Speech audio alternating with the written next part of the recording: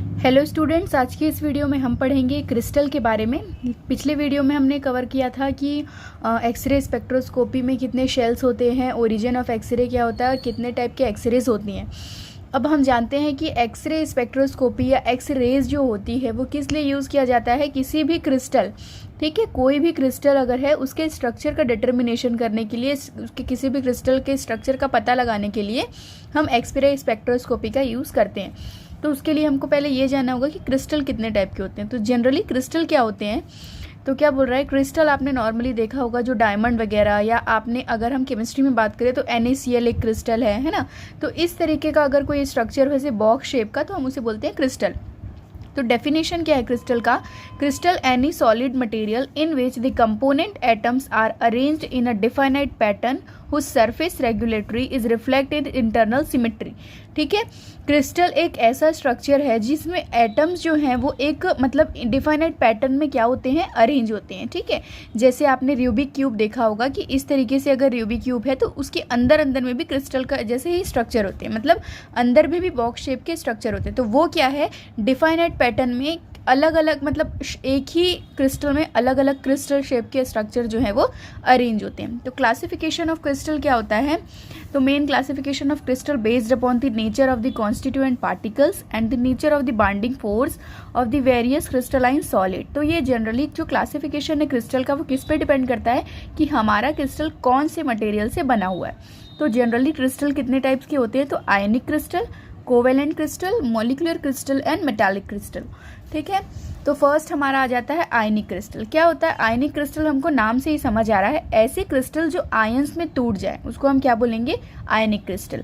In this crystal the constituent particles occupying the lattice point and the positive और negative. Lattice का मतलब अगर आप सिंपली बोलोगे तो एक जाल के जैसा, मेश जैसे इस तरीके का जाल जैसा स्ट्रक्चर, मेश जैसा अगर स्ट्रक्चर हो तो उसको हम बोलते हैं लैटिस पॉइंट। तो ऐसे क्रिस्टल जिसमें आपको पॉजिटिव एंड नेगेटिव दोनों टाइप के पॉजिटिव, जैसे हम बात कर रहे हैं NaCl की, तो अगर हम NaCl को जोड़ें तो Na+Cl-, ये भी एक तरीके का क्रिस्टल ही है।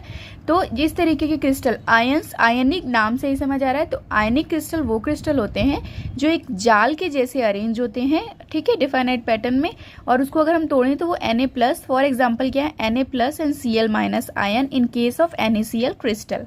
ठीक है, तो NaCl क्रिस्टल में अगर हम बात करें तो Na+ और Cl- में टूटता है हमारा NaCl, तो इसीलिए ये क्या है, ionic crystal. This are held together by the strong electrostatic force of attraction. तो हमारा जो NaCl है वो एक दूसरे से कैसे जुड़े होते हैं, तो इसमें इलेक्ट्रोस्टैटिक फोर्स ऑफ अट्रैक्शन होता है जिससे Na+ और Cl- जुड़े होते हैं। कैरेक्टरिस्टिक्स प्रॉपर्टीज क्या होती है NaCl की, तो फर्स्ट बोल रहा है they are high melting point and boiling point. क्यों, क्योंकि Na पॉजिटिव चार्ज वाला कंपाउंड है एंड Cl नेगेटिव चार्ज वाला।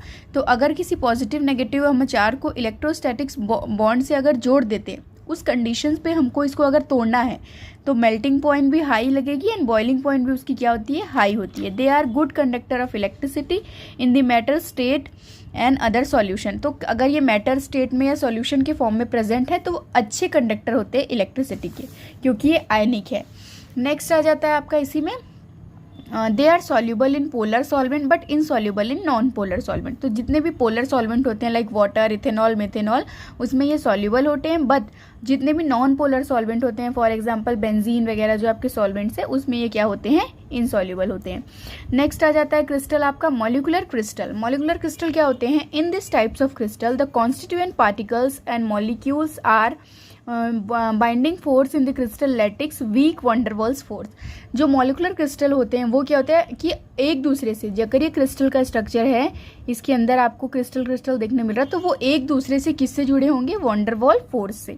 ठीक है, आयनिक क्रिस्टल जो है हमारे इलेक्ट्रोस्टैटिक फोर्स से जुड़े होते हैं और मॉलिक्यूलर क्रिस्टल हमारे वंडरवॉल फोर्स से जुड़े होते हैं। वंडरवॉल फोर्स जो होते हैं वो वीक बॉन्ड्स होते हैं, उसको हमको तोड़ना है अगर तो उसमें एनर्जी कम लगती है। ठीक है, अगर ये वीक क्यों होते हैं, क्योंकि इसमें जो ये एक दूसरे से ये जुड़े होते हैं, किस कारण, मतलब जैसे इलेक्ट्रोस्टैटिक फोर्स में आप अगर दो चीज़ों को जोड़ोगे तो वो अच्छे से एक दूसरे से बाइंड अप होंगे, पर वंडरवॉल फोर्स में क्या होता है, दो पार्टिकल्स का सिर्फ सरफेस अगर जुड़ा हो, ठीक है, अगर सिर्फ सरफेस एक दूसरे से जुड़ा हो तो वो वीक होंगे ऑब्वियसली, तो इसीलिए क्या होते हैं, वीक बॉन्ड होते हैं। इसमें क्या होता है, polar molecules like dipole dipole attraction, जो पोलर मॉलिक्यूल्स होते हैं उसमें डाइपोल डाइपोल अट्रैक्शन होता है, for example HCl, H2O and etcetera. Next is non polar molecule, जिसमें आ जाता है ion dispersion force, CH2, Cl2 etcetera. तो ये हमारे होते हैं मोस्ट मेनली जो आपके हैं मॉलिकुलर क्रिस्टल, जो कि एक दूसरे से किससे जुड़े होते हैं, वॉन डेर वाल फोर्स से। तो इस क्रिस्टल की प्रॉपर्टीज क्या होती है, this crystal are soft and low melting point.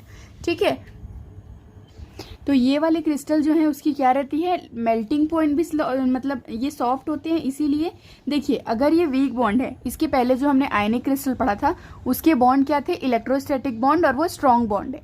तो हमको उसको तोड़ना है अगर, तो हम मेल्टिंग पॉइंट, बॉइलिंग पॉइंट ज़्यादा ही होगा।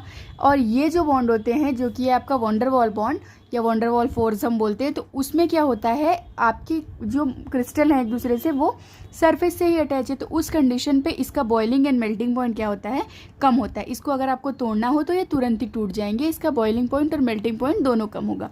They don't conduct electricity in the solid और लिक्विड सोल्यूशन, मतलब इसमें कोई भी इलेक्ट्रिसिटी हम कंडक्ट नहीं कर सकते, चाहे वो सॉलिड में हो या फिर सॉल्यूशन में हो। They are less soluble but more soluble in non polar solvent. ठीक है, तो ये लेस सॉल्यूबल होते हैं पर ज़्यादा सॉल्यूबल किस में है, ये नॉन पोलर सॉल्वेंट में, और वो जस्ट अपोजिट है हमारा आयनिक क्रिस्टल। ठीक है, नेक्स्ट है आपका कोवेलेंट क्रिस्टल। कोवेलेंट क्रिस्टल नाम से ही समझ आ जा रहा है कि अगर ये जुड़े होंगे एक दूसरे से तो कोवेलेंट बॉन्ड से जुड़े होंगे।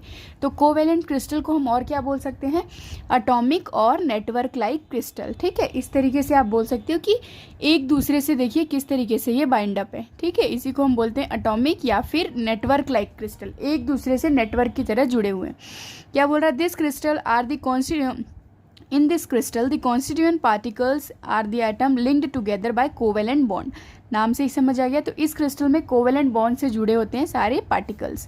ठीक है, फॉर एग्जांपल आप बोल सकते हो जो डायमंड का स्ट्रक्चर होता है वो कोवेलेंट क्रिस्टल ही होता है। ठीक है, इसकी कैरेक्टरिस्टिक्स प्रॉपर्टीज क्या होते हैं, the covalent crystal are hard due to continuous network like structure. ठीक है, उसमें कंटिन्यूस नेटवर्क जैसा स्ट्रक्चर होता है, इसीलिए क्या होते हैं, हार्ड होते हैं। They have very high melting point, अब वो एक दूसरे से कंटिन्यू नेटवर्क की तरह जुड़े हुए हैं, तो आपको अगर उसको मेल्ट करना है तो ज़्यादा टेम्परेचर देना पड़ेगा, इसीलिए उसका मेल्टिंग पॉइंट क्या होता है, हाई होता है। They are poor conductor of heat and electricity. ठीक है, जो हीट और इलेक्ट्रिसिटी है उसके क्या होते हैं, ये पुअर कंडक्टर होते हैं, इसमें हम नहीं पास कर सकते। नेक्स्ट आ जाता है आपका मेटालिक क्रिस्टल। मेटालिक क्रिस्टल क्या होते हैं, the metallic crystal are the in this constituent particles are positive ion is called kernel emerge in a sea of mobile electron. देखिए सिंपली ये क्या होते हैं, इसमें एक मेटल की प्लेट होती है। ठीक है, इसमें एक मेटल की प्लेट है और उसमें क्या होता है, जैसे कि आपने सुना होगा कैथोड और anode, positive and negative charge वाले जो हैं, उसी तरीके से इस मेटल के प्लेट पे हम क्या कर सकते हैं, सारे जो पॉजिटिव चार्ज वाले पार्टिकल्स हैं वो अरेंज होते हैं। ठीक है, तो अगर मेटल की प्लेट पे सारे पॉजिटिव चार्ज वाले पार्टिकल्स अरेंज हो तो उसी चीज़ को हम बोलते हैं kernel image the sea of mobile face. Mobile मतलब ये जो हमारा फेस है और उसमें हमारा जो पॉजिटिव आयन वाले पार्टिकल्स हैं वो सारे क्या हैं, अरेंज हैं। जैसे कर्नाल का मतलब लिखा हुआ है the nucleus and all of the electron except those is valence shell. ऐसे न्यूक्लियस जिसमें वैलेंस सेल हमेशा प्रेजेंट हो उसी को हम बोल रहे हैं कर्नाल इमर्ज्ड। इसकी कैरेक्टरिस्टिक्स प्रॉपर्टीज़ क्या होती है, हाई मेल्टिंग पॉइंट। ठीक है, क्योंकि ये एक प्रॉपर वे में अरेंज है तो इसको भी अगर आपको मेल्ट करना है तो आपको टाइम ज़्यादा लगेगा। They have high melting point, insoluble thermal and electric conductivity of metals. ठीक है, ये इनसॉल्यूबल है और उसके साथ साथ थर्मल इलेक्ट्रिक कंडक्टिविटी का जो है मतलब इसमें क्या है, जो अगर हम इलेक्ट्रिसिटी या कंडक्टिमेट्री अगर हम पास करते हैं, ठीक है, तो उसके ये कंडक्टर नहीं है। सी ऑफ इलेक्ट्रॉन एक वर्ड इसमें यूज हुआ है यहाँ पे, सी ऑफ मोबाइल इलेक्ट्रॉन, उसका मतलब होता है how to electron are arrange in a metal solid state. किस तरीके से इलेक्ट्रॉन जो है मेटल की प्लेट पे अरेंज है उसी को हम बोलते हैं सी। तो सी ऑफ इलेक्ट्रॉन्स या हम उसी को बोल रहे हैं सी ऑफ मोबाइल इलेक्ट्रॉन। तो ये आपका यहाँ पे ख़त्म हो गया कि क्रिस्टल के कितने टाइप होते हैं। ठीक है, तो एक्सरे स्पेक्ट्रोस्कोपी जो होता है वो किसी भी क्रिस्टल के स्ट्रक्चर को डिटर्मिनेशन के लिए यूज़ किया जाता है, जिसमें हमने पहला क्रिस्टल पढ़ा है आयनिक क्रिस्टल है, हमारा सेकेंड क्रिस्टल है आपका आपने क्या पढ़ा, सेकेंड क्रिस्टल हमारा है ये आपका पढ़ा था molecular crystal, third one is covalent crystal and fourth one is network crystal. इस तरीके से 4 क्रिस्टल होते हैं जिसके डिटर्मिनेशन के लिए हम एक्स रेज का यूज़ करते हैं।